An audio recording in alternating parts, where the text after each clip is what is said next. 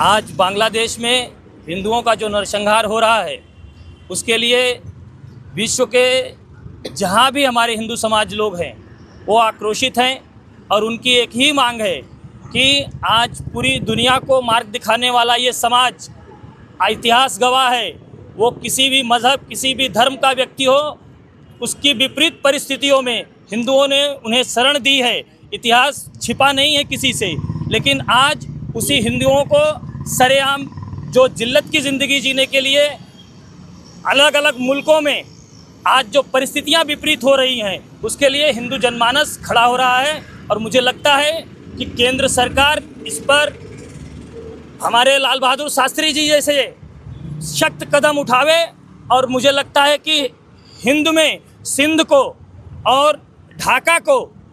भारत में विलीन करने का यह उचित समय है और इस पर भारत सरकार को कदम उठाना चाहिए।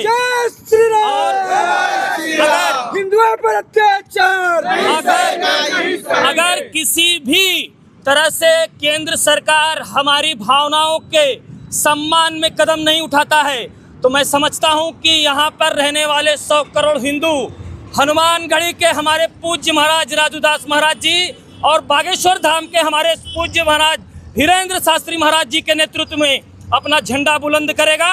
और जिस तरह से सिंध में राजा दाहिर ने वहाँ पे मोहम्मद बिन कासिम को सबक सिखाया, बप्पा रावल ने सबक सिखाया, उसी तरह से उन मोहम्मद काजियों को सबक सिखाने का काम हिंदू जनमानस करेगा। इसलिए केंद्र सरकार अभी समझ जाए,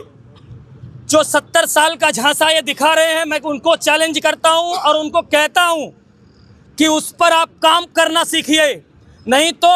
हिंदू सुरक्षा सेवा संघ ये ऐलान कर रहा है भारत के अंदर घर घर में हम तलवार बांटेंगे और खुलेआम अगर हमें प्रशासन किसी भी तरह से फांसी पे चढ़ाए, शूली पे चढ़ाए, हमें डर नहीं है। यह सरकार को चाहिए कि भारत में रह रहे हमारे हिंदू, हमारा हिंदू जनमानस अगर किसी भी प्रकार से कहीं भी प्रताड़ित किया जाता है तो मैं समझता हूं ये हिंदुओं का अपमान है और हिंदुओं का अपमान हिंदुस्तान सहेगा नहीं। आज ये दौर बदल चुका है, दौर बदल चुका है। मैं कह रहा हूं कि दौर बदल चुका है, इसे पहचान लो। महाराज राजा दाहिर के नेतृत्व में अखंड भारत, महाराज चंद्रगुप्त के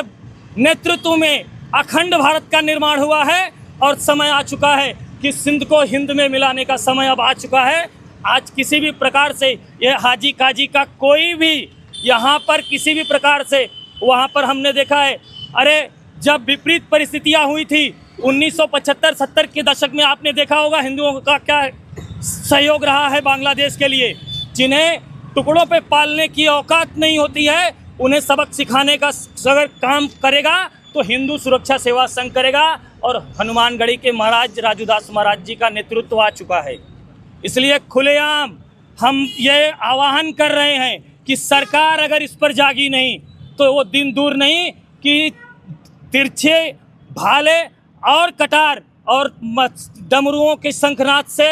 हाहाकार मचेगा और उसमें हम समझते हैं कि आतताइयों का विनाश सुनिश्चित है। जय श्री राम।